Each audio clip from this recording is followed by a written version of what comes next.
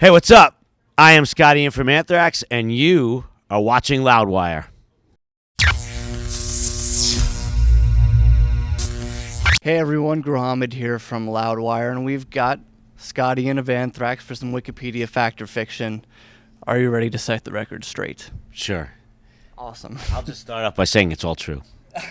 That's really weird because everybody usually says it's just all wrong. No, it's all everything on the internet is true. Well, let's see. All right, let's start with the basics. Your full name is Scott Ian Rosenfeld. False.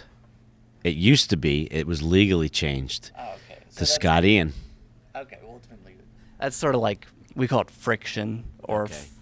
fraction. No, or I whatever. get it. But yeah, I mean, it used to be. Okay.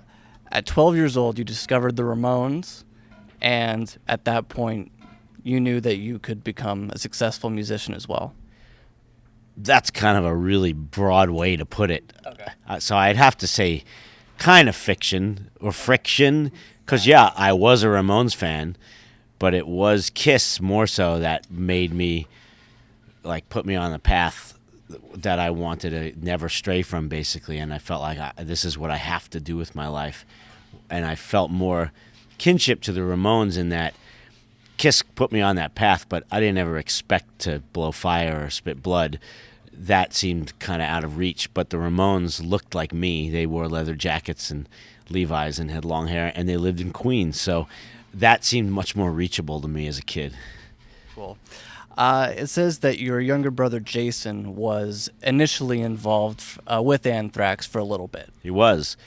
I think sometimes chronologically I get a little fuzzy on some things, but I'm pretty sure Jason joined the band after John Connolly. John was our first singer. I'm pretty sure Jason joined after that, and he was young. He was 13, 14 years old maybe at the time. But he still had a really high voice, and he was able to hit really good high notes. So my mom wasn't too thrilled, I don't think, about.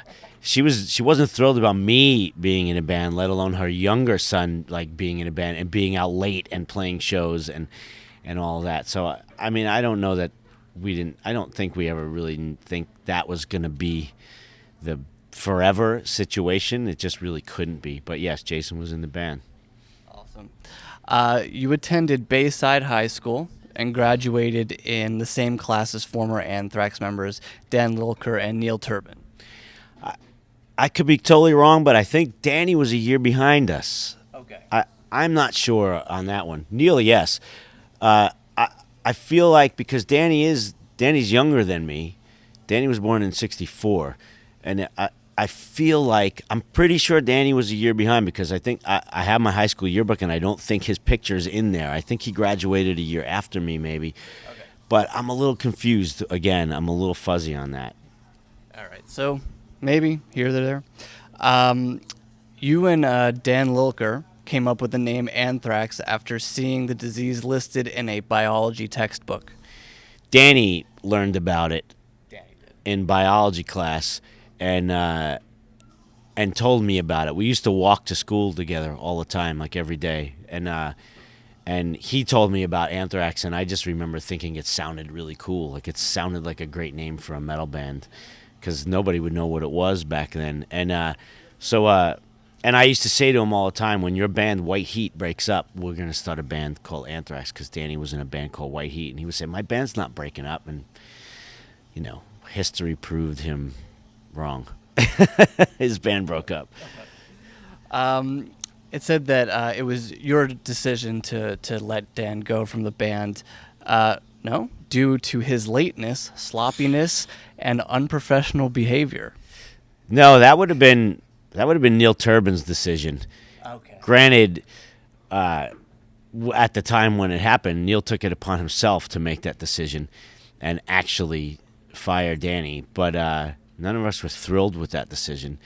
But we were in a rock and a hard place kind of scenario where Neil kind of gave us an ultimatum of it was kind of like him or me scenario, and it just sucked. It's still one of those things I could pretty much say it's still one of those things that's I don't hold on to much. I move forward in life, but that's something that's stayed with me since then. Like it's something that I was never happy about, and getting kind of forced, and my hand was forced into a decision that I didn't want to have to be a part of. Yet that's what enabled the band to move forward, and it really sucked. So that's fiction for you paying attention at home. Get your shit together, Wikipedia. All right. While you were recording Guitar for Spreading the Disease, you would draw a character known as Sgt Dee, who would later become the inspiration for Stormtroopers of Death. Yes, I would draw little comic strips of Sgt Dee, and because I didn't know how to get a comic book made, I decided to write songs instead about it instead of comic strips because I knew how to get an album made. So that's basically how that came about, yeah. You did a comic, though, pretty recently, didn't you? Lobo for DC, and I'm writing The Demon as well for DC right now. Awesome. All right, so that's fact. It says that it was your idea, personally, to team up with Public Enemy for Bring the Noise. Charlie and Frankie and I were all big fans, but I think the actual impetus, if memory serves, we had finished recording all the drum tracks for Persistence of Time, and I said to Charlie, "Don't break your kit down yet. I have an idea, and I have this idea to cover Bring the Noise, and then in the next 10 minutes, I think Charlie and Frankie and I basically came up with the arrangement. I had the riff for the song. I had the parts, and we came up with the arrangement and recorded it right then and there, in the next hour, and had that track done. So I just had this burning idea that I had to work with Chuck D. I needed to hear his voice with my guitars. I had to hear that sound in my head, and that's how it happened. Amazing voice of his, absolutely. So that's pretty much basically true.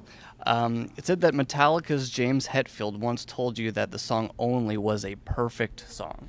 He did say that. He said that to John Bush and I believe, and I think it was at the Warfield in San Francisco at an Anthrax show, if I remember correctly. That could be totally wrong, but I do remember. That's something you would remember if somebody said that to you. That is a hell of a compliment. As of 2012, Wikipedia lists your project, The Damned. Thank you, James. It says The Damned Things are on hiatus. Is that correct?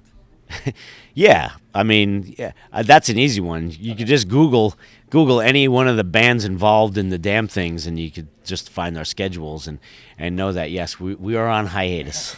That's a fact. All right, last one. Your wife Pearl is the daughter of Meatloaf, and you actually toured with both of them for the Pearl project. Mm-hmm. Yeah, I was playing rhythm guitar in her band. And not only did she do her own touring and headline shows, but she also did a lot of opening up shows for her father. So, and I was just lucky enough to have the time off at the time to get to be there and get to just kind of take a back seat and play rhythm. So, yeah, that's true. What was that like being on tour with your wife and your father-in-law rather than the boys? It was great. Well, it's just a different version of the boys because there's the boys in Pearl's band, and then there's all the boys and girls in Meatloaf's band. So it's same shit, different day. The boys are always there in some way, shape, or form. There's no boys on this tour. No. This is the only tour there's no boys. There's just boy. It's me and my friend Matt, who's tour managing. So it's just the two of us. So we get around other people, and we can't wait to talk to anyone else. All right. Thank you so much for your time. I really appreciate it. Cheers. Go see Scotty in Speaking Words if you can. There will be more dates, and look out for that new Anthrax album. It's going to kill you. Yeah, you want the title of the album? Please. You can't have it.